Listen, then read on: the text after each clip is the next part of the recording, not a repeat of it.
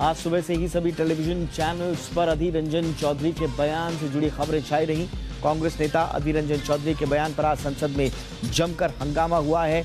आपको बताएं कि अधीर रंजन चौधरी ने राष्ट्रपति को लेकर विवादित बयान दिया था, जिसके बाद बीजेपी ने अधीर रंजन चौधरी से माफी मांगने की मांग की, लेकिन उन्होंने कहा कि उनकी जुबान फिसल गई थी और वो माफी नहीं मांगेंगे। लेकिन बीजेपी के भारी विरोध को देखते हुए अधीर रंजन चौधरी ने कहा कि वो राष्ट्रपति से माफी मांगेंगे, किसी और से नहीं।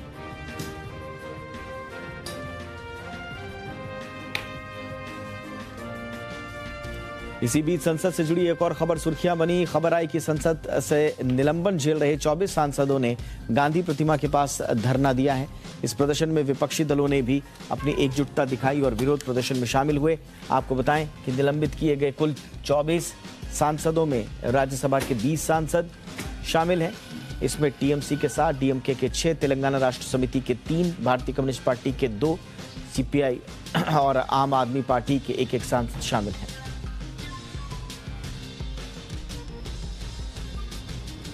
इधर प्रधानमंत्री नरेंद्र मोदी ने आज गुजरात के लोगों को करीब 1000 करोड़ रुपए की परियोजनाओं की सौगात दी है। साबरकांठा में पीएम ने साबर डेयरी की परियोजनाओं का उद्घाटन और शिलान्यास किया। इस दौरान पीएम मोदी ने कहा कि आज साबर डेयरी का विस्तार हुआ है। सैकड़ों करोड़ों रुपए के इस नए प्रोजेक्ट से यहाँ के लोगों का भला होगा। पीएम ने कहा कि केंद्र सरकार की ओर से किसानों की आय बढ़ाने के प्रयास किए जा रहे हैं। सरकार की ओर से 3 करोड़ से ज्यादा किसानों को क्रेडिट कार्ड दिए गए हैं।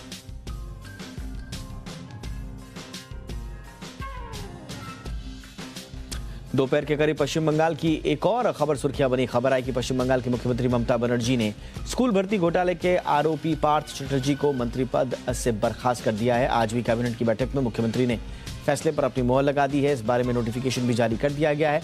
पार्थ चटर्जी के पास उद्योग, संसदीय कार्य के अलावा आईटी एंड इलेक्ट्रॉनिक्स विभाग भी था। फिलहाल ममता बनर्जी ने ये तमाम विभाग अपने पास ही रखे हैं।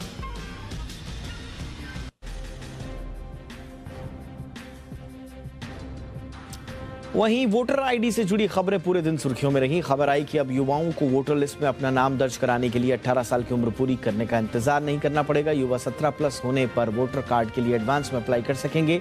मुख्य चुनाव आयुक्त राजीव कुमार और चुनाव आयुक्त अनूप चंद्र पांडे ने सभी राज्यों में संबंधित अधिकारियों से संबंध में निर्देश दिए हैं। पहले युवाओं को 18 साल की उम्र पूरी होने के बाद वोटर लिस्ट में अपना नाम जुड़वाने के लिए आवेदन करना होता था। 1 जनवरी का इंतजार करना पड़ता था। अब 17 साल से अधिक होते ही वे साल में 3 बार 1 अप्रैल, 1 जुलाई और 1 अक्टूबर को अप्लाई कर सकेंगे। नए निर्देशों के मुताबिक वोटर लिस्ट हर तिमाही में अपडेट होगी।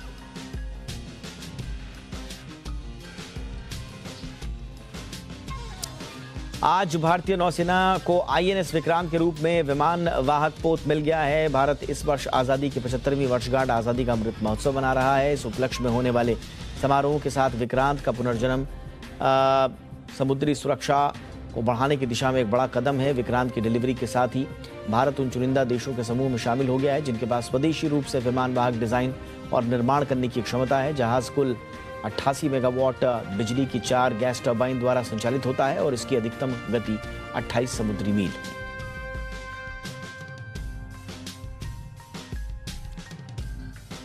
इन सभी खबरों के बीच कोरोना से जुड़ी खबरें भी सुर्खियां रही।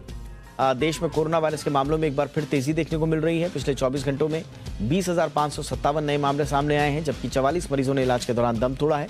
स्वास्थ्य मंत्रालय के आंकड़ों के मुताबिक अब देश में कोरोना के सक्रिय मामलों की संख्या बढ़कर 1,47,000 के पार पहुंच गई है।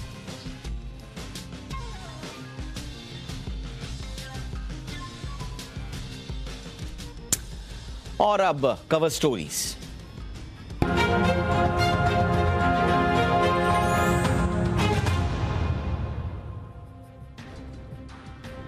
हिंद महासागर का एक अहम देश मॉरिशस। मॉरिशस में जून से एक बड़ा राजनीतिक विवाद चल रहा है और इस विवाद के केंद्र में भारत का नाम आया है। दरअसल यहाँ की विपक्षी पार्टियां देश के प्रधानमंत्री प्रविंद जगन्नाथ को घेर रही हैं और जगन्नाथ पर निशाना भारत के बहाने साधा जा रहा है। दरअसल मॉरिशस की विपक्षी पार्टियां भारत पर जासूसी का आरोप लगा रही हैं। विपक्षी पार्टियां south Africa for east cable network, जिसको सेफ कहा जाता है, उसमें जगन्नाथ पर जासूसी के आरोप लगा रही हैं। विपक्ष जगन्नाथ का इस्तीफा मांग रहा है और इस पूरे विवाद पर मॉरिशस के प्रधानमंत्री अपनी सफाई बार बार दे चुके हैं। उन्होंने कहा कि भारत से टेक्निकल टीम जरूर बुलाई गई थी, लेकिन इस टीम ने किसी भी तरह की जासूसी उपकरण वहां फिट नहीं किए हैं। भारत की जरूरत थी मॉरिशस को, और मॉरिशस की ओर से भारत को रिक्वेस्ट किया गया था, और इस रिक्वेस्ट को स्वीकार किया था भारत ने एक मदद के तौर पर मॉरिशस की। इससे ज्यादा यह मामला कुछ नहीं। भारत ने भी इस मामले पे कुछ अपना स्टैंड क्लियर किया है और प्रधानमंत्री जगन्नाथ के बयान का समर्थन किया है। साफ तौर पर भारत का कहना है कि प्रधानमंत्री जगन्नाथ ने जो कुछ कहा है वो भारत की ओर से उसका स्टैंड क्लियर करने के लिए बिल्कुल पर्याप्त है। अब सवाल उठता है कि ये पूरा विवाद आखिर कौन तूल दे रहा है और कौन इसके पीछे है। इसकी शुरुआत अगर आप देखें तो जून में हुई इसकी शुरुआत हुई जब मॉरिशस टेलीकॉम के सीईओ शेरी सिंह ने अपने पद से इस्तीफा दे दिया। शेरी सिंह ने मीडिया में बातचीत के दौरान जगन्नाथ पर कई आरोप लगाए। सिंह ने एक इंटरव्यू भी दिया और प्रधानमंत्री जगन्नाथ का मुख्य उद्देश्य वहां खुफिया उपकरण लगवाना था, इस तरह के आरोप लगाए गए। मॉरिशस के अंदरूनी ट्रैफिक की जासूसी सहेज कर इस तरह के जब आरोप सामने लगे तो ये मामला तूल पकड़ता गया। प्रधानमंत्री जगन्नाथ ने फिर सफाई भी दी। उन्होंने बताया कि भारतीय टेक्निकल टीम को बुलाया गया था, जैसा हमने आपको बताया भी, लेकिन वहां कोई जासूसी उपकरण फिट करने के लिए नहीं बुलाया गया था। ये क्योंकि पूरा का पूरा मॉरिशस की इकोनॉमी से जुड़ा हुआ बड़ा महत्वपूर्ण जोन है, लिहाजा इसमें मॉरिशस के प्रधानमंत्री कोई चांस नहीं लेना चाहते थे। और भारत से चूंकि मॉरिशस के ऐतिहासिक, परंपरागत और बहुत ही शानदार रिश्ते रहे हैं, लिहाजा मदद मांगी गई थी भारत से। बता दें कि साउथ अफ्रीका फॉर ईस्ट यानी कि जो सेफ है, यानी कि केबल लाइन जो है ये वाली, जो दक्षिण अफ्रीका, मॉरिशस, फ्रांस का जो ला रेयूनियन है, भारत है, मलेशिया, इनको जोड़ता है। ये लगभग 13,500 किलोमीटर लंबा फाइबर ऑप्टिकल केबल है। और अब इस पूरे विवाद में चीन का नाम भी सामने आ रहा है। अब खबर ये मिल रही है कि हो सकता है कि भारत को इस पूरे मामले में जबरदस्ती घसीटने के पीछे चीन का हाथ हो। दरअसल मॉरिशस के इंटरनेट इंफ्रास्ट्रक्चर में चीन ने 2015 से खुद को जोड़ना शुरू किया। इस साल चीनी कंपनी है हुआई, उसने मॉरिशस सेफ सिटी प्रोजेक्ट बनाने का प्रस्ताव दिया था। इस प्रोजेक्ट के तहत पूरे देश में 4000 क्लोज सर्किट टेलीविजन कैमरा का पूरा सिस्टम बिछाने की तैयारी की गई थी। दावा किया गया था कि इन सीसीटीवीज के जरिए देश में क्राइम कम करने में मदद मिलेगी, लेकिन आंकड़ों को देखें तो ऐसा कुछ नहीं हुआ। एक्सपर्ट्स ने मॉरिशस में चीन के बढ़ते दखल को खतरनाक बताया है और आशंका जाहिर की है कि चीन जासूसी के खेल में लिप्त हो सकता है। अब आरोप ये लग रहे हैं कि भारत भी यहां पर जो है वो किसी तरह के अपने इंटरेस्ट को साधने के लिए पहुंचा था, जिसे मॉरिशस के प्रधानमंत्री ने झुटलाया है और साफ तौर पर कहा है कि भारत ने सिर्फ और सिर्फ मॉरिशस की मदद करने के मकसद से यहां पहुंचे थे। बहरहाल अब इस पूरे विवाद में क्या वाकई में जबरदस्ती भारत को घसीटकर चीन कुछ अपने हित साधने की कोशिश कर रहा है, इस पर चर्चा करने के लिए इस वक्त हमारे साथ बेहद खास मेहमान जुड़ चुके हैं। ब्रिटिश कोलंबिया में विजिटिंग प्रोफेसर स्वर्ण सिंह सर हमारे साथ हैं। प्रोफेसर सिंह, बहुत बहुत स्वागत है आपका। और हमारे साथ हैं विदेश मामलों के जाने माने जानकार professor Rajendra Harshe sir. Professor Harshe sir, बहुत बहुत स्वागत है आपका। प्रोफेसर राजेंद्र, आपसे ही मैं चर्चा की शुरुआत करना चाहूंगा सर। इस पूरे विवाद में हालांकि ये सब सोर्सेस के हवाले से ही चल रहा है, सूत्रों के हवाले से ही ये सारी रिपोर्टिंग्स चल रही हैं, लेकिन जो भी बात मीडिया में सामने आई है उसका विश्लेषण आप किस तरह से करते हैं? और क्या इसके पीछे वाकई में चीन की जो दखलंदाजी लगातार बढ़ रही है वहां पर और लगातार पैर पसारने की कोशिश कर रहा है, क्या उसे आप किसी चीनी एंगल से भी विश्लेषित करते हैं? पहली बात तो यह है कि हम एक सेकंड के लिए भारत के एंगल से उसको देखेंगे। और जहाँ तक भारत का सवाल है, भारत के और मॉरिशस के संबंध बहुत मधुर है और बहुत भारत जो है वो मॉरिशस को गेटवे जैसा देखता है और अफ्रीका का गेटवे मॉरिशस है। वहाँ से अफ्रीका को जाने की भारत ने हमेशा कोशिश की है। यह एक बहुत बड़ा देश है जो आइलैंड देश है और जो साउथ वेस्ट इंडियन ओशन में बहुत स्ट्रैटेजिक इम्पोर्टेंस रखता है। तो भारत ने हमेशा मॉरिशस से अच्छे संबंध बनाने की कोशिश की है। हाल ही कुछ दिनों पहले यानी मोदी जी ने खुद वहाँ के नए सुप्रीम कोर्ट की इमारत की बिल्डिंग का इनॉग्रेशन किया था। उसके बाद मेट्रो एक्सप्रेस भी उन्होंने वहाँ उसका भी इनॉग्रेशन किया था, सोशल हाउसिंग का भी इनॉग्रेशन किया था। तो संबंध लगातार बढ़ते जा रहे हैं और भारत मॉरिशस का एक गेटवे टू अफ्रीका इस तरह से इस्तेमाल कर रहा है। अब ये ज़रूर है कि 13,500 किलोमीटर की जो सेफ लाइन है, इसमें रेयूनियन भी है, फ्रांस भी है, साउथ अफ्रीका भी है, भारत भी है और मॉरिशस भी है। तो मैं नहीं समझता कि भारत ने कुछ यहाँ जासूसी करने का प्रयास किया हो, क्योंकि संबंध जितने अच्छे रहेंगे उतना भारत को ही फायदा है। भारत हमेशा अफ्रीका की तरफ और अफ्रीकी अनेक देशों की तरफ हमेशा पॉजिटिव रहा है। तो चाइना इसमें भारत को घसीटने की कोशिश कर रहा है, इसमें कोई संदेह मुझे तो नहीं लगता। बिल्कुल, क्योंकि चाइना इस एरिया में एक आक्रमण करने के परिस्थिति में आजकल है, और पूरा डिजिबूती ने भी वहाँ भी उन्होंने अपना एक बेस बना के रखा है। इंडो पैसिफिक ओशन में स्प्रैटले आइलैंड से लेकर डिजिबूती तक सभी जगह चाइना एक अपना प्रेजेंस कायम करने की चेष्टा कर रहा है। और जहाँ जहाँ भारत का कोई संबंध हो वहाँ चाइना शह देने के लिए भारत को हमेशा तैयार है। बिल्कुल। तो मैं समझता हूँ कि चाइना का उसमें हाथ हो सकता है, लेकिन मैं बिल्कुल अधिकृत रूप से या निश्चित रूप से नहीं कह सकता। ये मेरा सस्पिशन है, एक संशय है, लेकिन बिल्कुल सर, बिल्कुल सर, हम इस पूरे मुद्दे का विश्लेषण फिलहाल कर सकते हैं और आपके नजरिए में चाइना की इस पीछे भूमिका हो सकती है और भारत कभी अपने हितों को साधने के लिए मॉरिशस को इस्तेमाल करने के लिए कुछ ऐसे स्वाभाविक रूप से ऐसा प्रतीत नहीं होता। बहरहाल वहां की सरकार की ओर से एक बयान भी आया है जो बड़ा वाजिब भी लगता है कि अगर वहां की सरकार के पास ये कुछ छुपाने के लिए होता तो जो वहां पर वो मूंछों वाला आदमी पर बड़ी बहस चल रही है तो वो जो सीसीटीवी फुटेजेस हैं उनको बंद कर दिया जाता। अगर इतना ही खुफिया रखना था ये पूरा का पूरा मसला तो आपने सीसीटीवी बंद कर देते, किसी को पता ही नहीं चलने देते। लेकिन सीसीटीवी तस्वीरों में साफ तौर पर जितनी भी अभी रिपोर्टिंग हो रही है तो वहां की सरकार का भी यही कहना है। बहरहाल इसके कई पहलू हैं जिसको हमको देखना पड़ेगा और मैं इसको भारतीय एंगल से इस तरह से भी देखना चाहूंगा। प्रोफेसर स्वर्ण सिंह,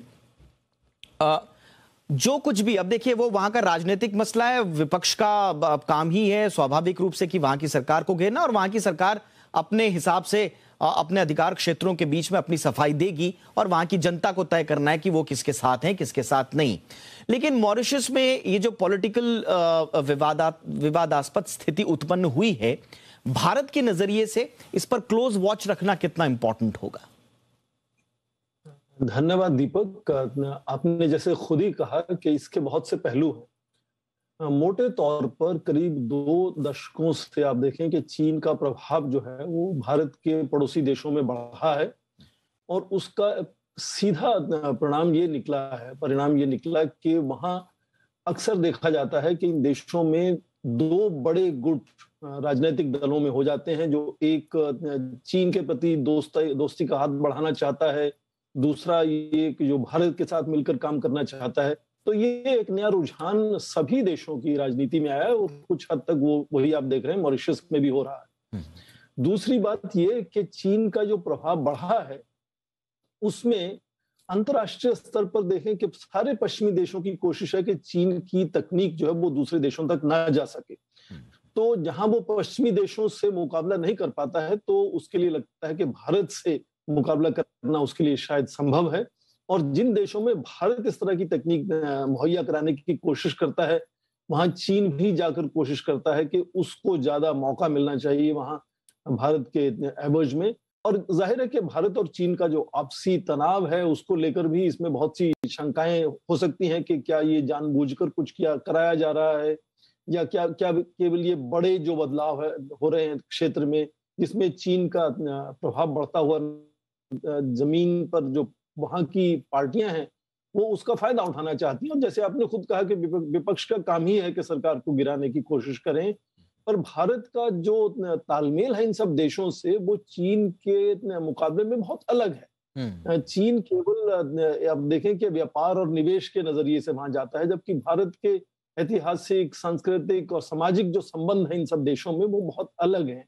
तो मुझे नहीं लगता है कि भारत की और एक तरह से शंका खड़ी करना इन देशों में चीन के लिए उतना आसान होगा, हालांकि कोशिश लगातार शायद होती रहती है। तो मुझे लगता है कि ये भी फिर एक नया मुद्दा है जिसको उछालकर विपक्ष दल चाहते हैं कि किसी तरह से जगन्नाथ सरकार को संकट में डाला जाए, पर उसमें मुझे लगता है कि कोई भी उसके अंदर इस तरह की चीज है नहीं जिससे भारत को खतरा हो सकता है। हाँ, ये हमेशा कोशिश रही है और रहनी भी चाहिए कि भारत को चौकन्ना रहना होगा कि क्या चीन इन देशों में जाकर जो अंदरूनी राजनीति है उसको प्रभाव डालकर भारत की और किसी तरह का तनाव तो नहीं खड़ा करना चाहते भारत के पड़ोस में हमारे लिए।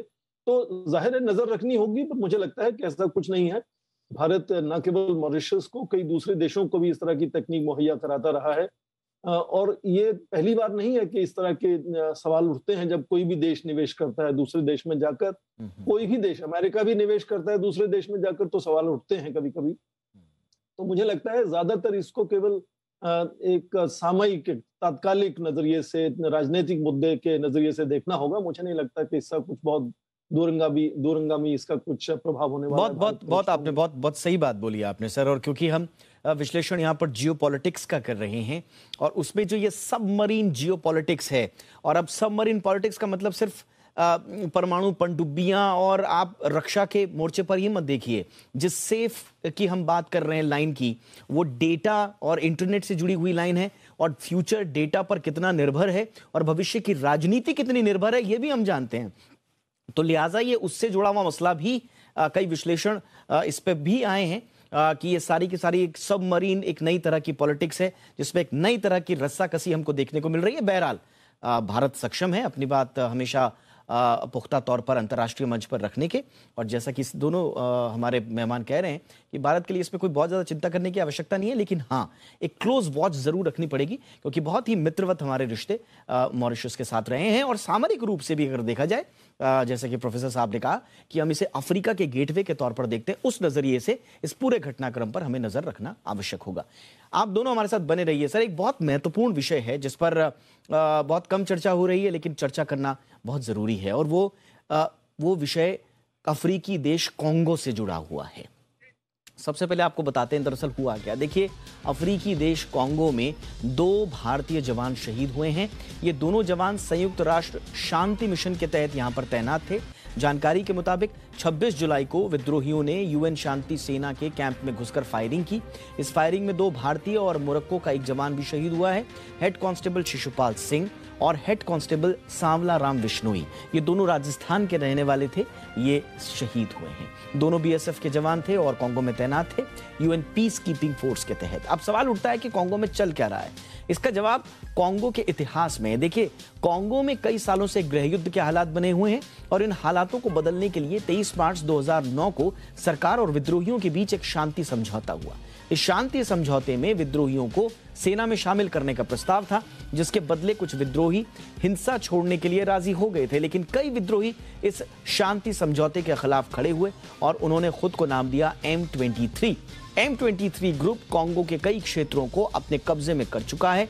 करीब 11 साल तक गायब रहने के बाद यह ग्रुप 2021 में फिर एक्टिव हुआ है, और तब से अब तक इसने कॉन्गो के कई क्षेत्रों को अपने कब्जे में कर लिया है। अब कॉन्गो में तैनात यूएन पीस की मिशन की जिम्मेदारी इस विद्रोही ग्रुप से आम लोगों को सुरक्षित रखना है।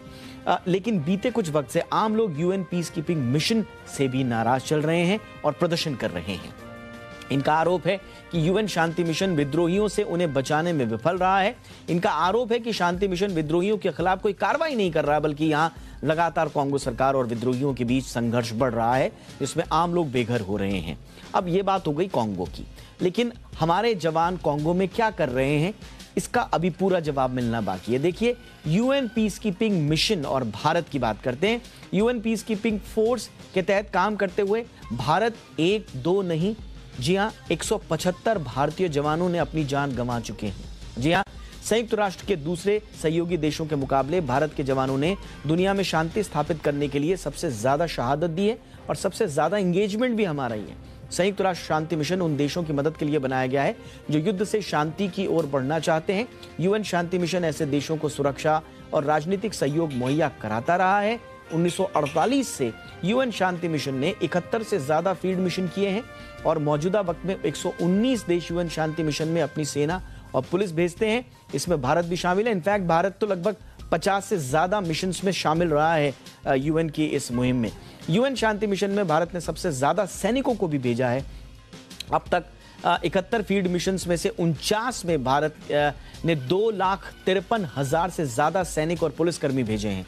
मौजूदा वक्त की बात करें तो अभी भारत की तरफ से 5500 ट्रूप्स और पुलिसकर्मी यूएन मिशन में तैनात हैं। भारत वो पहला देश है जिसने यूएन शांति मिशन में ऑल वुमेन कॉन्टिंजेंट को भेजा था। 2007 में भारत ने लाइबेरिया में अपने इस वुमेन दस्ते को भेजा था। इस दस्ते ने लाइबेरियन पुलिस को मजबूत करने में अहम रोल निभाया। तो कॉन्गो में क्या हो रहा है, हमारे 2 भारतीय सैनिकों की शहादत के क्या मायने हैं और यूएन पीस में हमारा क्या रोल रहा है, इस पर हमने बातचीत की। अब थोड़ा सा इसका विश्लेषण करने की कोशिश करते हैं। दोनों मेहमान हमारे साथ हैं। डॉक्टर प्रोफेसर स्वर्ण सिंह, मैं आपसे ही इस विषय पर चर्चा शुरू करना चाहूंगा। ये जो कॉन्गो में जो कुछ हो रहा है और जो वहां के लोगों का आरोप है कि यूएन पीस, क्योंकि इस बार का जो प्रोटेस्ट था वो कॉन्गो में स्थानीय सरकार प्रशासन के विरुद्ध नहीं था, वो यूएन पीस कीपिंग फोर्सेस के खिलाफ था। तो आगे आप ये जो विरोध प्रदर्शन है, ये किस तरह आगे वहां की आंतरिक स्थिति को किस तरह से आंकते हैं आप? जैसा आपने खुद कहा दीपक कि ये अंदरूनी जो आंदोलन या सिविल वॉर का माहौल है कॉन्गो में, वो नया नहीं है, दशकों से चल रहा है। और जिस मिशन की हम बात कर रहे हैं वो भी 1999 से वहां पर है। और आज दुनिया का दूसरा सबसे बड़ा यूएन शांति सेना का मिशन है। ये 16,300 यूनिफॉर्म्ड लोग वहाँ यूएन की तरफ से हैं। परेशानी इसमें यह है कि जो संयुक्त राष्ट्र की शांति सेना भेजी जाती है, उसकी ये जिम्मेदारी नहीं होती कि वो अंदरूनी झगड़ों में हस्तक्षेप करे या किसी एक दल को दूसरे दल से बचाए। उसका केवल काम ये होता है कि जो वहाँ उस वक्त की सरकार है, जो दूसरे जो रेबल्स हैं, उनके आपस में जो शांति समझौता होता है उसको किस तरह से बनाए रखा जा सके और इन दलों को अलग अलग रखा जा सके ताकि एक तरह से संकट और वहां हिंसा ना हो पाए। तो ये संयुक्त राष्ट्र की तरफ से इनकी जिम्मेदारी क्या है, इनकी मैंडेट क्या है, क्योंकि उस काम के लिए उसको हम यूएन पीस एनफोर्समेंट मिशन कहते हैं, यूएन पीस कीपिंग मिशन नहीं उसको कहते। तो आम जनता को ये शायद अंदाजा ही नहीं है कि इन सैनिकों की जिम्मेदारी क्या है, उनके हाथ बंधे हुए हैं, वो क्या कर सकते हैं क्या नहीं कर सकते हैं, ये तय संयुक्त राष्ट्र करता है उनके लिए। तो ये अपेक्षा करना कि वो किसी को वहां के नागरिकों को किसी दूसरे दल से, जो रेबल ग्रुप M23 आपने जिक्र किया, जो नवंबर से बहुत ज्यादा एक्टिव हो चुका है कॉन्गो में, उससे बचाएंगे, ये उनकी जिम्मेदारी नहीं है संयुक्त राष्ट्र संघ की तरफ से। तो इसलिए उनसे ये अपेक्षा करना गलत होगा। तो मुझे लगता है कि संयुक्त राष्ट्र संघ को आज ये सोचना होगा कि क्या इसको एनफोर्समेंट मिशन के नजरिए से तैयार किया जाए वहां, ताकि उस संकट को जो वहां है उसको संभाल सकें, रोक सकें। और कुछ हद तक मुझे लगता है संयुक्त राष्ट्र संघ का ये काम है नहीं कि अंदरूनी झगड़ों को निपटाए। वो जो संप्रभुता है राष्ट्र की, उसकी जिम्मेदारी वो राष्ट्र को देता है, संयुक्त राष्ट्र को नहीं देता है। तो ये बात आपने सही कही कि ये जो गलत फहमी है लोगों में कि ये शायद संयुक्त राष्ट्र संघ की जो सेना है वो नाकाम रही है, वो उनके जो ऑब्जेक्टिव्स हैं, उनके जो जिम्मेदारी है वो अलग है। भारत की बात करें तो भारत, जाहिर है कि भारत तीसरी सबसे बड़ी योगदान करता है आज भी जब हम बात कर रहे हैं। आपने खुद कहा कि 49 मिशंस में भारत शामिल हो चुका है। तो भारत की जो लगाव है, आखिरी बात मैं यहाँ ये जोड़ देना चाहूंगा कि बहुत ही कम राष्ट्र हैं दुनिया में जिनमें संविधान में ये लिखा गया हो। आप देखें हमारे आर्टिकल 51 में 51 में ये लिखा गया है संविधान में कि हमारी सभी सरकारें लगातार अंतर्राष्ट्रीय स्तर पर शांति बनाए रखने में योगदान करेंगी और जुड़ी रहेंगी उस कार्य से। तो भारत की जो सोच है, जो छवि है, वो बहुत अलग है कि वो लगातार कोशिश करता है कि अंतर्राष्ट्रीय स्तर पर जहां उसकी खुद अपने राष्ट्र से शामिल नहीं भी हो, वहां भी जाकर शांति बनाने की कोशिश करता है। और ये एक छवि भारत की जो है वो मुझे लगता है कि भारत को बड़ी एक तरह से अच्छी एक छवि भारत की सामने आती है। हाँ, उसमें बहुत से शहीद हुए हैं भारत के लोग, पर भारत को बहुत जगह इन सब मिशंस का नेतृत्व करने का भी मौका मिला है और एक के बाद एक जगह भारत ने नेतृत्व भी अपना इसमें दिखाया है। तो जब भी यूएन पीस कीपिंग की बात होती है तो भारत का एक बड़ा नाम उसमें शामिल रहता है, बिल्कुल इसमें भी शामिल है। और जब इतनी बड़ी योगदान आप करते हैं तो कभी कभी उसमें आप देखें कि इस तरह का सुप्रीम सैक्रिफाइस भी उसमें शामिल होता है। ये दुखद बात है कि हमारे सैनिक वहां शहीद हुए हैं, पर भारत पर लगातार भरोसा बना हुआ है विश्व का कि ये एक बहुत आपने बड़ी बहुत महत्वपूर्ण बात आपने प्रोफेसर स्वर्ण कही कि हमारे संविधान में ये लिखा हुआ है।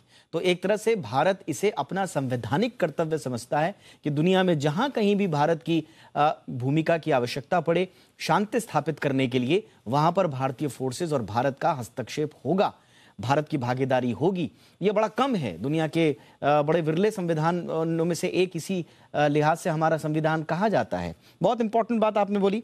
लेकिन प्रोफेसर हर्षे, जब कभी भी यूएन में बात आती है भारत की उस भूमिका की जो भारत डिजर्व करता है, और खास तौर से सिक्योरिटी काउंसिल में हम जब बात करते हैं कि साहब हमें परमानेंट सीट दी जाए, और हम उस वक्त भी हम हवाला देते हैं दुनिया भर के देश जो हमारा साथ देते हैं वो यूएन पीस कीपिंग फोर्सेस में और दुनिया में शांति स्थापित करने के लिए लोकतंत्र के एक मजबूत ढांचे के रूप में, एक रोल मॉडल के रूप में हम स्थापित करने की कोशिश करते हैं, और ये एविडेंट है। वहां पर यूएन में हमारे साथ आपको लगता है कि हमारे इस कंट्रीब्यूशन को कहीं ना कहीं शायद दरकिनार कर दिया जाता है या नजरअंदाज किया जाता है? नहीं, इसके दो पहलू है। प्रयास तो हम लोगों का हमेशा के लिए जारी है, और जो बात प्रोफेसर स्वर्ण सिंह ने कही उसको मैं थोड़ा सा आगे बढ़ाऊंगा। एक तो अफ्रीका के परिप्रेक्ष्य में देखोगे आप तो भारत लगातार अफ्रीका के संबंध अच्छे बनाता जा रहा है। कांगो के बारे में मैं बाद में बात करूंगा। हमारा ट्रेड 89 बिलियन डॉलर्स का है अफ्रीका के साथ। हमारा इन्वेस्टमेंट 5 राष्ट्र ऐसे देश के दुनिया के, उसमें भारत है जिसके इन्वेस्टमेंट बहुत ज़्यादा अफ्रीका में सभी जगह हो चुके हैं। और चीन और भारत ये 2 राष्ट्र जो एशियाई है उनका प्रेजेंस अफ्रीका में बहुत बड़ा है आजकल। उसी के साथ साथ 12.6 बिलियन कंसेशनल लोन भारत ने दिया है अफ्रीकी देशों के लिए। तो भारत का प्रेजेंस अफ्रीका में बढ़ता जा रहा है। और वो क्यों बढ़ता जा रहा है? क्योंकि हमें दरकिनार होना नहीं है, इसलिए हम बढ़ा रहे प्रेजेंस। 54 देशों अफ्रीका के देशों में हमें सपोर्ट चाहिए। जब यूनाइटेड नेशंस के परमानेंट सीट के लिए हम प्रयास करते हैं तो हमें वो सपोर्ट चाहिए। लेकिन ऐसा होता है, भारत की दूसरी बात जो है, जो अच्छी तरह से कही गई, कि हमारी परंपरा रही है कि पीस कीपिंग फोर्स में हम लगातार सहयोग करें, अच्छा काम करें। और उसी हिसाब से कितनी जगह अफ्रीका में, शायद वो अंगोला हो, मोजाम्बिक हो, सूडान हो, लाइबेरिया हो, या तो humanitarian assistance, relief, UN peace keeping force, सभी जगह भारत का प्रेजेंस एक बहुत यूनिक रहा है। और उसकी सराहना भी यूनाइटेड नेशंस में हुई है। अब जहाँ तक आप कांगो की बात कर रहे थे, उसमें मैं 2-3 मुद्दे रेखांकित करना चाहूँगा। एक तो मुद्दा इसमें है कि जब से कर्नल मोबुटू का पतन हुआ तब से कांगो में कभी स्थिरता या शांति आई ही नहीं। लगातार कबीला हो, आजकल के नेता हो, सबका प्रॉब्लम स्टेबिलिटी के साथ है। कांगो एक बड़ा मुश्किल देश है, मध्य अफ्रीका में है, उसके साथ अनेक देशों की बॉर्डर्स मिलती है। दूसरी कांगो की बात है कि ये बहुत अमीर देश है। अब ये बात इतनी आकर्षक है कि बहुत सारे फ्रांस हो, बेल्जियम हो, सब लोग वहाँ जाने की कोशिश, अमेरिका हो, यानी कोबाल्ट हो, कॉपर हो, डायमंड्स हो, सभी तरह के रिसोर्सेज वहाँ। हालांकि पूर्व कांगो में तो बहुत ही बड़ी माइंस है, तो वहाँ सब यानी लड़ाई तो होगी रिसोर्स के लिए। और आज आप कह रहे थे कि विरोधी दल और प्रस्थापित दल है गवर्नमेंट, ऐसी स्थिति नहीं है। वहाँ 120 आर्म्ड ग्रुप्स है, और 120 ग्रुप्स है ना, बहुत बड़ा होता है ये। ना अफगानिस्तान में इस तरह से कभी था, ना सोमालिया में कहीं था। ये तो एक कांगो की विशेषता है। और ये आर्म्ड ग्रुप, उनके साथ लड़ना मुश्किल है क्योंकि उनको हर तरह से सहयोग मिल रहा है दुनिया में। अब मैं कुछ बातें और कहना चाहूँगा इसमें कि देखिए, इस्लामिक स्टेट से और जिहादी फोर्सेस से भी उनका कनेक्शन है। और वो इस्लामिक स्टेट और जो ऑर्गेनाइजेशन है, या कभी कभी अल कायदा भी, उसका प्रचार प्रसार कांगो में है, मोजाम्बिक में है, सोमालिया में है, और अन्य पूर्व अफ्रीका के देशों में है, और पश्चिम के देशों में है। तो जिहादी फोर्सेस जो है वो जब उनका काम बन नहीं रहा था मध्य पूर्व में, वेस्ट एशिया में, तो बहुत तरह से वो अफ्रीका में आ चुके हैं। तो ऐसा है कि इनके साथ लड़ाई लड़ना, यूनाइटेड नेशंस के जो फोर्सेस है वो ज़्यादातर कन्वेंशनल वॉर करने में माहिर है। सब कन्वेंशनल वॉर कैसे की जाती है उसका अंदाज़ा इनको नहीं है, तो इतनी आसानी से वहाँ स्थिरता शांति लाना इतना आसान नहीं है। लेकिन उसके बावजूद भी अगर 2 जवान शहीद हुए भारत के, तो मेरे लिए मैं समझता हूँ हम देश के लिए हमारे गर्व की ये बात है, और बहुत कुछ कर चुके हैं वो जवान। और भारत भी पूरा इतिहास अगर देखोगे तो 1948 से लेकर लगातार यूएन की पीस कीपिंग फोर्स में भारत है। कहीं ना कहीं हमें अनकन्वेंशनल वॉर की ट्रेनिंग देनी पड़ेगी। सब कन्वेंशनल वॉर कैसी लड़ी जाती है उसकी ट्रेनिंग देनी पड़ेगी। लेकिन ये जो आपने कहा ना, लाने के लिए बिल्कुल सर, और आपने जो भूमिका बताई और वहां की जो परिस्थितियां हैं उनका जो विश्लेषण किया आपने, वो बहुत ही इंपॉर्टेंट है, क्योंकि वहां की स्थितियों को समझना हमें पड़ेगा। लेकिन जो प्रोफेसर स्वर्ण सिंह ने जो बात कही, मुझे लगता है कि आपकी बात का भी दोनों आज का जो निष्कर्ष निकालना चाहिए, ये थोड़ा सा हमें देखना पड़ेगा कि पीस कीपिंग और पीस इन्फोर्समेंट जिसकी बात प्रोफेसर स्वर्ण ने कही, वो बड़ा इंपॉर्टेंट है। और जिसका जिक्र प्रोफेसर हर्षे कर रहे थे कि वहां की परिस्थितियां ऐसी नहीं है कि 1 गुट 2 गुट, वहां पर सैकड़ों गुट हैं, और वहां के जो नेचुरल रिसोर्सेज हैं जिनसे बहुत पैसा बन सकता है, उस पर सबकी नजर है। तो उसके लिए आपको पीस कीपिंग अब चाहिए होगा या पीस इन्फोर्समेंट के लिए अब आपको कदम उठाने पड़ेंगे, ये तो आने वाले वक्त ही तय करेगा और यूएन ही तय करेगा। बहरहाल बहुत बहुत शुक्रिया आप दोनों का, आप आए और इन दोनों महत्वपूर्ण मुद्दों पर अपना विश्लेषण दिया। प्रोफेसर स्वर्ण, thank you so much sir, बहुत दूर से आप हमारे साथ जुड़े हैं, बड़ा महत्वपूर्ण वक्त आपने दिया है, thank you so much sir. Professor Rajendra Harshe, आपका भी बहुत महत्वपूर्ण वक्त हमने लिया sir, thank you so much.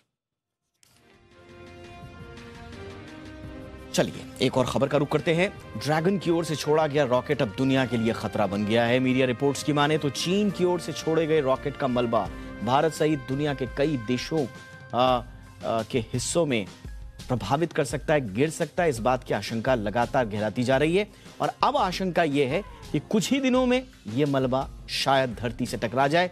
हालांकि चीन इस आशंका को खारिज कर रहा है। रिपोर्ट देखिए, समझिए पूरा मामला। क्या हुआ?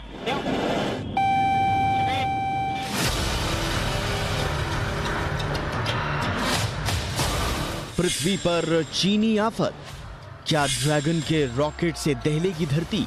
भारत सहित कई देशों पर मंडरा रहा है खतरा।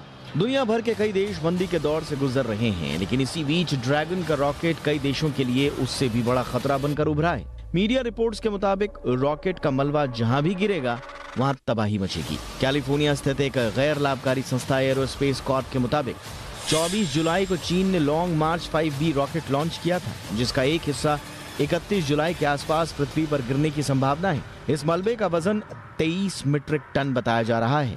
एरोस्पेस के मुताबिक रॉकेट के मलबे के गिरने से अमेरिका के साथ साथ अफ्रीका, ऑस्ट्रेलिया, ब्राजील, भारत और दक्षिण पूर्व एशिया के कुछ इलाके प्रभावित हो सकते हैं। आशंका ये भी जताई जा रही है कि रॉकेट का मलबा आबादी वाले क्षेत्र में भी गिर सकता है, जिससे 88% आबादी इस मलबे के खतरे में आ सकती है। इससे पहले साल 2021 के मई महीने में चीन का ही एक और लॉन्ग मार्च रॉकेट का टुकड़ा हिंद महासागर में गिरा था। इसके बाद ये आशंका जताई गई थी कि चीनी अंतरिक्ष एजेंसी ने इस रॉकेट पर अपना नियंत्रण खो दिया है। वहीं विदेश मंत्रालय के प्रवक्ता झाओ लिजियान ने मीडिया से हुई बातचीत में कहा कि चीन उस रॉकेट के मलबे के वापस पृथ्वी पर गिरने की संभावनाओं पर पूरी नजर बनाए हुए हैं। उन्होंने ये भी कहा कि ये मलबा पृथ्वी के वातावरण में आते ही जलकर खत्म हो जाएगा। ड्रैगन ने यह भी कहा कि चीन अंतरिक्ष की शक्ति में तेजी से आगे बढ़ रहा है, इसलिए अमेरिका झूठा प्रचार कर रहा है। अमेरिका के पास अंतरिक्ष में चीन के विकास को रोकने में असफल होने के बाद अब बदनामी करने के अलावा कुछ बचा नहीं है। हालांकि चीन के ये दावे कितने सच साबित होते हैं, ये तो आने वाले कुछ दिनों में पता चल जाएगा। ब्यूरो रिपोर्ट, जी मीडिया।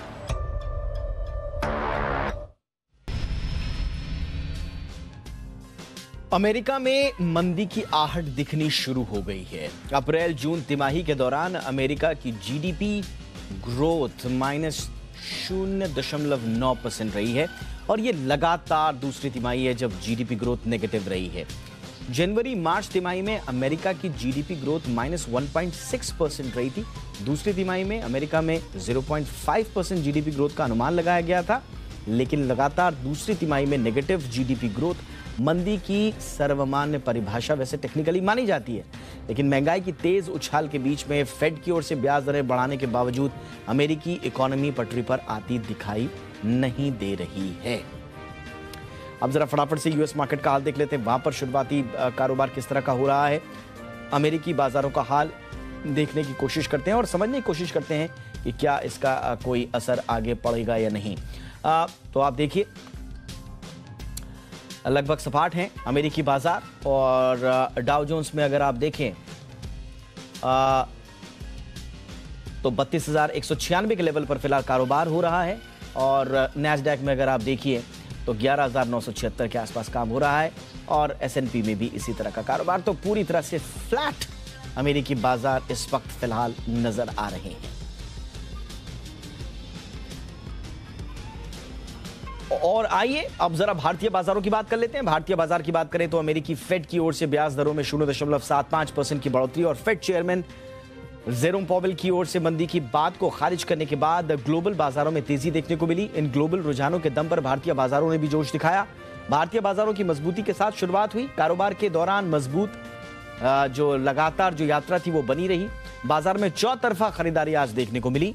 कारोबार के अंत में सेंसेक्स 1041 अंक की बढ़त के साथ 56,858 के स्तर पर बंद हुए। निफ्टी 288 अंक चढ़कर 16,927 के लेवल पर बंद होने में कामयाब रहा। बैंक निफ्टी भी आज करीब 600 अंकों की तेजी के साथ बंद हुआ। अच्छा, कैसा एक्शन आज और देखने को मिला, ये पूरा थोड़ा सा एक्शन बताएंगे मेरे सहयोगी कुशल गुप्ता। ओवर टू यू कुशल, बताइए आज मार्केट का एक्शन। जी, तो एक शानदार जुलाई महीने की एक्सपायरी हमें होती हुई नजर आई, जहां पर आप तमाम इंडाइसेस अगर आप देखें, निफ्टी, बैंक निफ्टी या फिर जितने भी सेक्टर्स हैं, बेहतरीन तेजी वहां पर देखने को मिली। खासकर अगर आप बैंक निफ्टी देखिए, ऑलमोस्ट 1.7% के गेंस यहां पर आए, और निफ्टी भी यहां पर भी बेहतरीन तेजी कुछ एक स्टॉक्स की वजह से बहुत ही अच्छी बनती हुई नजर आई। इनफैक्ट अगर आप देखें तो मिड कैप और स्मॉल कैप स्पेस के जो स्टॉक्स हैं वहां पर भी 1% के गेंस आपको इंडेक्स लेवल्स पर आते हुए दिखे। जहां तक निफ्टी में चढ़ने वाले शेयरों की बात है, बजाज फाइनेंस कल इसके नंबर आए थे, और उसके बाद इसकी जो पॉजिटिव कमेंट्री आती हुई दिखी, उसके बाद आप देखिए यहां पर 11% तक का दमदार उछाल आता हुए दिख रहा था। और बजाज फिनसर्व, इसके भी नंबर्स आ जाए, उसका भी रिएक्शन हमें देखने को मिला। साथ ही शेयर विभाजन और साथ साथ बोनस शेयर पर भी कंपनी ने बोर्ड बैठक की। In fact Tata steel, Kotak Mahindra bank आज बड़े फोकस में देखने को मिले, जिसमें यहां पर गेनर्स आए। गिरावट का रुझान कहां था? श्री सीमेंट नतीजों के बाद दबाव रहा। भारतीय एयरटेल आज के सत्र की शुरुआत से ही यहां पर दबाव देखने को मिला। यही नहीं, सिप्ला नतीजों के पहले आप देखिए ऑलमोस्ट 1% की गिरावट देखने को मिल रही थी। टॉप गेनर्स में इंडिया बुल्स हाउसिंग फाइनेंस है। इनफैक्ट सेकेंड हाफ में ये स्टॉक काफी अच्छी पकड़ बनाता हुआ नजर आया। 11% की गेंस यहां पर देखने को मिले। आईएफबी इंडस्ट्रीज सुबह से ही एक्शन में था, और साथ साथ मेट्रो ब्रांड्स भी 10% की तेजी के साथ बंद होते हुए नजर आ रहे थे। इनफैक्ट गिरावट VIP industries, Biocon, TeamLease services, GlaxoSmithKline pharma में थी।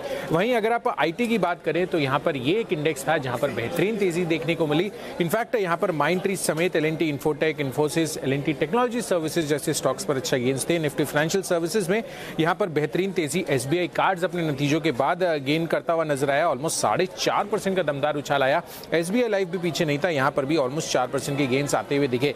इनफैक्ट रियल्टी स्पेस यहां पर भी दमदार तेजी रही। फिनिक्स मिल्स, डीएलएफ, साथ ही मैक्रोटेक डेवलपर जैसे स्टॉक्स फोकस में रहे, और मेटल स्पेस भी पीछे नहीं थे, यहां पर भी बेहतरीन तेजी इनफैक्ट टाटा स्टील और जेएसपीएल के रूप में आती हुई दिखी। इनफैक्ट बैंकिंग स्टॉक्स में कोटक तो चला ही, साथ ही अन्य जो फ्रंटलाइन बैंकिंग काउंटर्स है, आईसीआईसीआई बैंक नंबर्स पर उतनी रिएक्ट नहीं किए थे, पर आज आप देखिए ऑलमोस्ट 2% के गेंस के साथ क्लोजिंग होती थी। तो ऑलराउंड परफॉर्मेंस अगर आप देखेंगे इस मंथली एक्सपायरी की काफी शानदार देखने को मिली, और तमाम सेक्टर्स और स्पेसेस में बेहतरीन तेजी का रुझान आज के सत्र में हमें देखने को मिला। अब यही देखना होगा कि कल जो नए महीने की एक्सपायरी की शुरुआत होती हुई दिखेगी, वहां पर किस तरह से बाजार ट्रेड करते हैं। बहुत बहुत शुक्रिया कुशल इस तमाम जानकारी के लिए। और आइए कल के मार्केट पर ज्यादा बातचीत के लिए इस वक्त हमारे साथ ट्रेड स्विफ्ट ब्रोकिंग के डायरेक्टर संदीप जैन जी जुड़ चुके हैं। संदीप सर, बहुत बहुत स्वागत है। सर, बहुत सारे क्यूज अमेरिका से भी आज वहाँ की जीडीपी के नंबर्स जो आए हैं वो थोड़ा सा चिंताएं बढ़ा रहे हैं। टेक्निकली इसे मंदी की ओर बढ़ते हुए कदम कहा जा रहा है, लेकिन पॉवेल साहब जो हैं वो मंदी की आशंका को खारिज कर चुके हैं। कल के मार्केट पर क्या कुछ इसका असर पड़ेगा सर, या हमारे घरेलू कारण से इन्फ्लुएंस होगा मार्केट? देखिए, मुझे ऐसा लगता है कि जिस तरीके से आज एफआईआई बीआईआई के भी पॉजिटिव आंकड़े हैं एफआईआई के अक्रॉस ऑल द सेगमेंट, और जिस तरीके से मार्केट हाइट पे कटान हुई है जुलाई का सेटलमेंट, और थोड़ी देर पहले तक तो एग्जिट भी 17,000 के बाहर ही थी, मतलब 17,000 क्रॉस कर लिया था। तो मुझे ऐसा लगता है कि और कुछ स्टॉक्स का देखते हैं, चार्ट भी देखते हैं, और बैंक निफ्टी का माहौल देखते हैं, तो मुझे लगता है कि तेजी तो बनी रहनी चाहिए। सर्टेनली इंडियन मार्केट पर आउट परफॉर्मिंग, और इंडियन जो फैक्टर्स है, जैसा कि हमारे चैनल पे भी बात हुई थी कि जो इंडिया के डोमेस्टिक फैक्टर्स है वो मजबूत है, अनलाइक यूएस। बट यूएस में भी कल पॉवेल साहब ने कुछ पॉजिटिविटी दिखाई है अपने स्टेटमेंट्स में, तो मुझे लगता है कि डरने की बात तो नहीं लगती है, और कहीं ना कहीं बाय ऑन डिक्लाइन की रणनीति अपनानी चाहिए, और बैंक्स और आईटी स्टॉक ये हो सकता है सहारा देंगे मार्केट को ऊपर जाने। बैंक्स और आईटी स्टॉक्स, बहुत बहुत शुक्रिया सर इस तमाम जानकारी के लिए, बहुत बहुत शुक्रिया आपका। सरकार अब विदेशी संपत्तियों पर इंसॉल्वेंसी की तैयारी में जुट गई है। भगोड़े प्रमोटर्स की संपत्तियों पर कार्रवाई की जाएगी। इसके लिए भारत सरकार 51 देशों से बातचीत कर रही है। इस एक्सक्लूसिव खबर पर ज्यादा जानकारी लेते हैं हमारे सहयोगी तरुण शर्मा से। ओवर टू यू तरुण। सरकार क्रॉस बॉर्डर इंसॉल्वेंसी को मॉनसून सत्र में लाना चाहती है और इस पे बहस भी उम्मीद की जा रही है कि मॉनसून सत्र में हो पाएगी। लेकिन इस बिल में क्या क्या होगा ये हम अपने दर्शकों को बता रहे हैं। इस बिल के पास होते ही 51 देश के साथ एग्रीमेंट साइन होगा। ये देश होंगे यूएस, यूके, ऑस्ट्रेलिया, ब्राजील और सिंगापुर। ये वो देश हैं जहां पर ज़्यादातर कामकाज देश का होता है, और इनमें कुछ ऐसी कंट्रीज भी इंक्लूड हैं जो टैक्स फ्री कंट्रीज हैं, जहां पर मोस्टली ऑफेंडर्स अपना प्रॉपर्टीज़ को बनाते हैं। इसके साथ साथ ये जो बिल होगा ये प्रोस्पेक्टिव वे में होगा कि जो पिछले पुराने केसेस हैं बिल से पहले के, वो इसमें इंक्लूड नहीं होंगे। लेकिन जो हमारे सूत्र हैं वो ये बता रहे हैं कि इस बिल के आने से जो पुराने केसेस हैं, चाहे वो वीडियोकॉन हो, जेट हो, IL&FS हो, DHFL हो, इन केसेस के अंदर एक फायदा होगा कि जो प्रॉपर्टीज यहाँ पे डिफॉल्ट करने के बाद पैसा जो बाहर भेजा गया और वहाँ पे प्रॉपर्टीज को बनाया गया, उनमें इंसॉल्वेंसी प्रोसीडिंग स्टार्ट की जा सकती है। इसके साथ साथ जो वहाँ के रेजोल्यूशनर प्रोफेशनल्स हैं वो इस देश में आके अपना कामकाज कर सकेंगे, और यहाँ के रेजोल्यूशनर प्रोफेशनल्स वहाँ जाके कामकाज कर सकेंगे जहाँ जहाँ हमारा एग्रीमेंट होगा।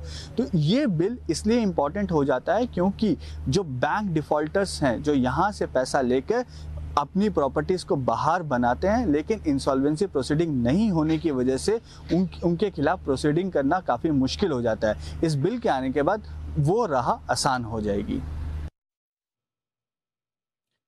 रेलवे फिर से सीनियर सिटीजन्स और खिलाड़ियों के लिए टिकट पर छूट देने की सुविधा शुरू कर सकता है। हालांकि इस बार नियम बदल जाएंगे। पूरी डिटेल दे रहे हैं हमारे संवाददाता अमरीश पांडे जो हमारे साथ जुड़ चुके हैं। अमरीश, कुछ दिनों पहले तो सरकार ने संसद में कहा कि कोई योजना ऐसी है नहीं कि हम छूट को आगे बढ़ाएं, लेकिन अब संकेत यही कि छूट मिलेगी लेकिन शर्तें लागू। जी बिल्कुल सही कहा आपने। सरकार के इस बयान के बाद सरकार काफी ट्रोल हो रही थी, और इस ट्रोलिंग से बचने के लिए कहिए या फिर एक बीच का रास्ता निकालने के लिए रेल मंत्रालय से विचार करने लगा है कि क्या कंसेशन को हम वापस ला सकते हैं, और इसके लिए दो अलग अलग फॉर्मूले पे विचार कर रहा है। पहला फॉर्मूला तो ये है कि जो एज लिमिट है उसको थोड़ा सा और एक्सटेंड कर दिया, यानी कि 70 साल की उम्र के लोगों को ही हम रियायत देंगे। इसके अलावा जो क्लासेस होंगी, यात्रा की जो क्लासेस हैं उनको भी रिजर्व कर दिया गया, यानी कि सिर्फ जनरल कैटेगरी और स्लीपर कैटेगरी में होंगी, एसी क्लासेस में ये रियायत नहीं दी जाएगी। इसके अलावा जो दूसरा जो फॉर्मूला है वो ये कहता है कि स्पोर्ट्समैन को, बुजुर्गों को और बीमार लोगों को रियायत दी जाएगी, और वो रियायत इसके अलावा जो बाकी जो कैटेगरीज है उनको रियायत नहीं दी जाएगी। अब तक हम अगर रेलवे की बात करते हैं तो कुल 50 ऐसी श्रेणियां हैं जिसमें अलग अलग तरीके की रियायतें मिलती थी। रेलवे का कहना है कि इस रियायत को हटाने से हमें लगभग 2000 करोड़ की सालाना बचत हो रही है, और अगर हम इसको रियायत के तौर पर वापस से यात्रियों को देते हैं तो रेलवे को चला पाना थोड़ा मुश्किल होगा। जब जी बिजनेस एक जिम्मेदार चैनल है, और जब इस प्रस्ताव पर हम रेल मंत्रालय के पास गए, इस पे डिटेल जाननी चाहिए, तो उन्होंने हमें ये आश्वासन जरूर दिया है कि हम जो फैसला लेंगे वो ऐसा फैसला होगा जिसमें रेलवे की भी बेहतरी होगी और यात्रियों की भी बेहतरी होगी। तो यानी कि जो एक आश्वासन हमको वहां से मिला है वो ये कहता है कि कंसेशन मिलेगा, सबको मिलेगा, और भले उसकी जो दरें होंगी वो थोड़ी कम हो जाए, लेकिन जो पहले 50 श्रेणियों में मिलता था उन सबको मिलेगा। इसके अलावा जो प्रीमियम और तत्काल प्रीमियम जो सेवा है, फ्लेक्सी फेवर जो सेवा है, इसको सरकार बस थोड़ी और ट्रेनों में बढ़ा सकती है। उस नाते थोड़ा सा और राजस्व कमाना चाहेगी। जी बहुत बहुत शुक्रिया अमरीश इस तमाम जानकारी के लिए।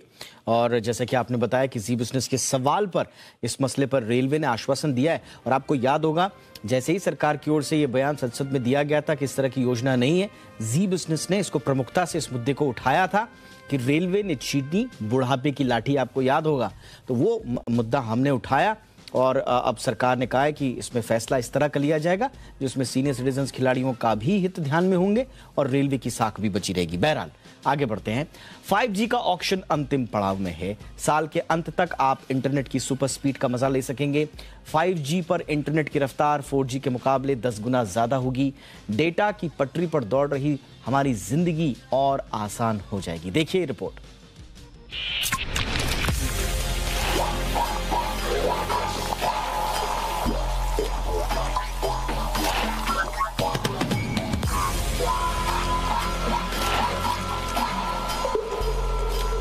जरा सोचें, चाय की एक चुस्की ली नहीं कि एक फिल्म डाउनलोड हो जाए।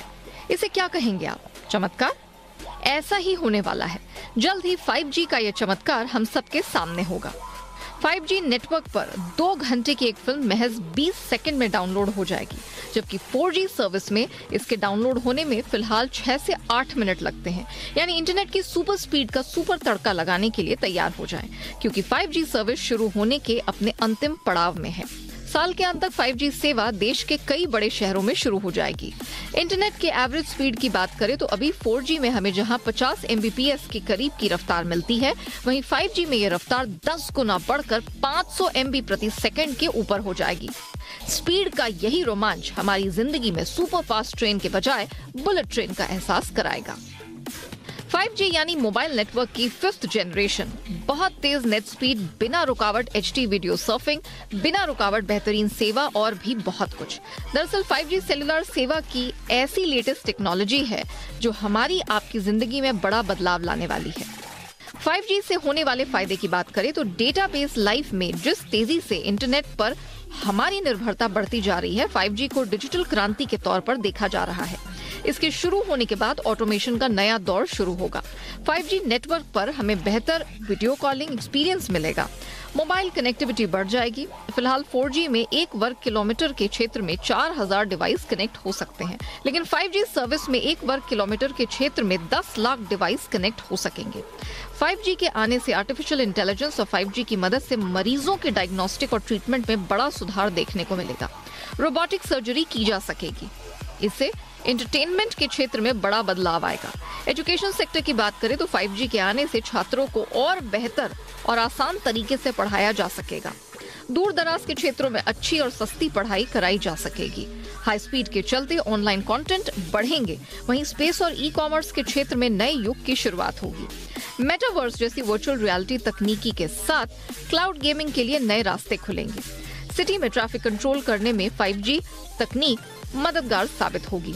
सरकारी पैनल की रिपोर्ट के मुताबिक 5G से 2035 तक भारत में $1 लाख करोड़ की इकोनॉमिक एक्टिविटी बढ़ेगी। भारत में 2026 तक 5G के 35 करोड़ कनेक्शन होने की उम्मीद जताई गई है।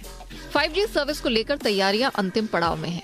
5G स्पेक्ट्रम की रेस में 4 कंपनियां हैं, जिनमें रिलायंस जियो, भारती एयरटेल, वोडाफोन आइडिया और अडानी ग्रुप शामिल है। हालांकि अडानी ग्रुप कंज्यूमर सर्विस नहीं देगा।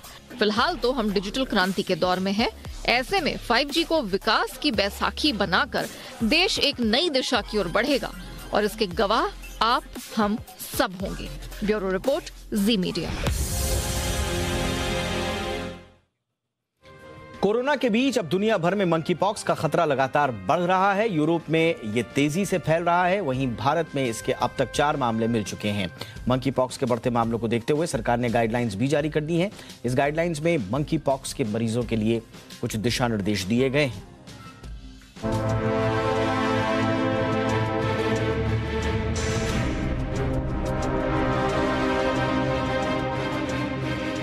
मंकी पॉक्स का खतरा देश और दुनिया में लगातार बढ़ता जा रहा है। मंकी पॉक्स के बढ़ते मामलों को देखते हुए भारत सरकार भी सतर्क हो गई है। केंद्र सरकार ने मंकी पॉक्स को लेकर नई गाइडलाइंस जारी कर दी हैं। इन गाइडलाइंस में मंकी पॉक्स से सुरक्षित रहने के तरीके बताए गए हैं। गाइडलाइंस में कहा गया है कि मंकी पॉक्स संक्रमित रोगी को 21 दिनों तक क्वारंटीन रहना होगा। संक्रमित को चेहरे पर मास्क पहनना होगा। हिदायत दी गई है कि यह मास्क 3 लेयर वाला होना चाहिए। संक्रमितों को बार बार हाथ धोने की सलाह दी गई है। घावों को पूरी तरह से ढककर रखने को कहा गया है। पूरी तरह से ठीक होने तक अस्पताल में रहना होगा। सरकार ने साफ किया है कि अस्पताल में भर्ती संक्रमित रोगी की किसी भी दूषित चीजों के संपर्क में आने वाले स्वास्थ्य कर्मियों को तब तक ड्यूटी से बाहर नहीं करना है जब तक कि उनमें कोई लक्षण विकसित न हो। हालांकि ऐसे स्वास्थ्य कर्मचारियों की 21 दिन की निगरानी की जाएगी। सरकार ने कहा है कि मरीज के संपर्क में आने, उससे शारीरिक संपर्क बनाने या फिर उसके आसपास दूषित चीजों को छूने से संक्रमण फैल सकता है। सरकार ने इन सभी चीजों से बचने की सलाह दी है। गाइडलाइंस जारी करने के साथ ही सरकार ने मंकी पॉक्स से लड़ने की तैयारी भी शुरू कर दी है। मंकी पॉक्स की वैक्सीन के लिए कोशिशें तेज हो गई हैं। सरकार ने वैक्सीन मेकर कंपनियों से कहा है कि वो सबसे पहले मंकी पॉक्स के लिए डायग्नोस्टिक किट तैयार करें ताकि इस रोग की पहचान जल्द की जा सके। इसके साथ ही इस बीमारी से निपटने के लिए वैक्सीन पर भी काम करने की हिदायत दी गई है। वैक्सीन के लिए ICMR ने कंपनियों से प्रस्ताव मांगे हैं, लेकिन जब तक वैक्सीन नहीं आती तब तक आपकी सावधानी ही आपको इस बीमारी से बचा कर रखेगी। ब्यूरो रिपोर्ट, जी मीडिया।